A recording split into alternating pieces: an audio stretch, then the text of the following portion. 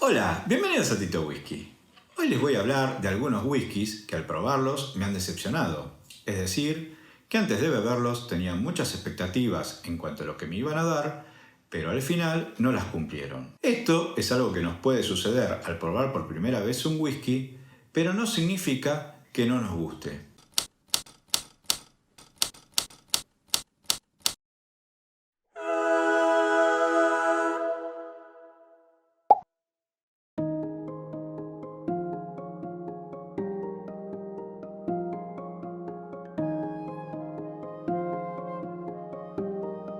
Esta lista que les voy a presentar solo está en orden alfabético y no representa ningún orden de mérito. Comienzo con el Vernomach Organic, un whisky elaborado con cebada malteada orgánica y añejado en barricas de roble virgen. Ya con estas dos características es una rareza.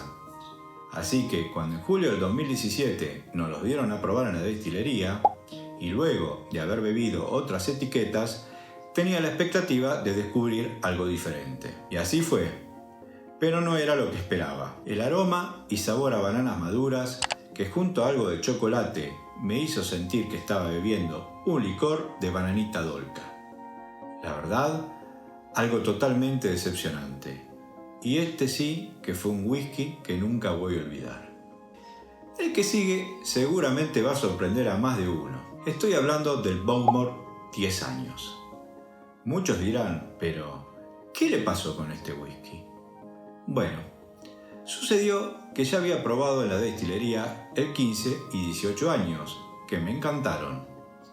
Pero durante el 2018, un par de ex amigos no paraban de hablar maravillas del 10 años y decían que les gustaba más que el 15. Así que, finalmente, en un asado donde nos juntamos a comer y tomar whisky, pude probarlo. Con muchas expectativas de que me iba a impactar, pero no me impresionó para nada. Claro que me gustó, pero en ningún modo más que el 15. Por el contrario, lo sentí más sencillo. Esta decepción pudo deberse al entorno, al momento, a lo que había comido y bebido antes, y a un recuerdo fallido de algo que había tomado un año antes. Supongo que sí. Glenfiddich Project XX. Lo que me sucedió con este whisky es algo muy particular. Lo pude conocer en la visita a la destilería, donde nos contaron que era la segunda etiqueta de su serie experimental, donde la primera había sido Project IPA. Lo que lo hacía diferente es que para su elaboración, el Master Blender había invitado a 20 expertos de diferentes países a elegir cada uno una barrica de los almacenes de Glenfiddich, y luego él se encargó de mezclarlos, y así nació el Project XX. Aunque no nos quisieron decir la edad promedio, ya que se trata de un NAS, ni las características de las barricas usadas, a mí me daba mucha curiosidad probarlo, pero lo que sucedió que previamente habíamos tomado las ediciones de 12, 15 y 18 años, una más rica que la otra. Entonces, imagínense que mi expectativa era muy alta, pero ocurrió que en nariz era muy Glenfiddich. Y en la boca era una mezcla de los tres que ya habíamos tomado, más algo más. Con lo cual me gustó, pero no me impactó. Nuevamente, puede ser que haya influido lo que bebí antes, pero realmente es un whisky que no compraría. Glenfarclas Pasión, un whisky que pertenece a la serie Leyendas de Speyside, que viene a 46% ABV y en barricas de Jerez, lo cual lo hace muy interesante, además de tratarse de un embotellado de una serie especial en reconocimiento a la pasión, el origen y la cooperación, que son los tres pilares que definen el carácter de esta destilería, por lo que uno esperaría algo especial. Lo probé en el 2019 en un bar especializado en whisky, y aunque el dueño me advirtió que no esperara mucho, yo tenía muchas expectativas, pero me decepcionó. Era un Glenfarclas más, y para peor era NAS, así que lamento el haber pagado por esa medida.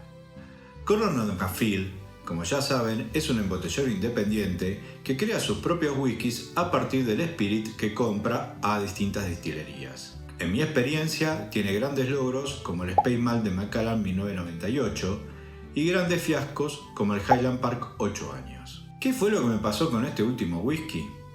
Pues fue así. En un evento de degustación en el cual se podían elegir 5 whiskies entre 15, primero degusté el Highland Park 12 años y el Mortlach 15 de Gordon Anfield. Ambos me encantaron, por lo que cuando vi que también estaba disponible el Gordon Anfield de Highland Park 8 años, no lo dudé, ya que me pareció una excelente combinación. Pues bien, apenas lo olí, dije, ¿dónde está el Highland Park? ¿Tan mal tengo el olfato? Entonces me tomo un sorbo y me pareció estar tomando agua saborizada. Un fiasco. Ahí aprendí que salvo algunas marcas, todas tienen productos excelentes, productos aceptables y productos para el olvido. Y además, dije, antes de comprar un Gordon Anfield, hay que probarlo.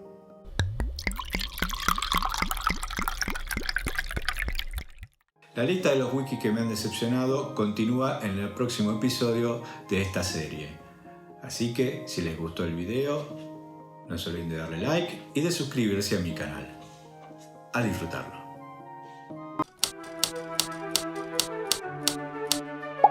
Esta decepción pudo deberse al entorno, al momento en que lo había, el reconocimiento a la pasión, el origen y la cooperación, que son los 3 pilares que definen el carácter de Glen Gould. El reconocimiento a la pasión, el origen y la cooperación, que son los 3 pilares que definen a esta característica. Gordon Anfield es un embotellador independiente. Gordon Anfield.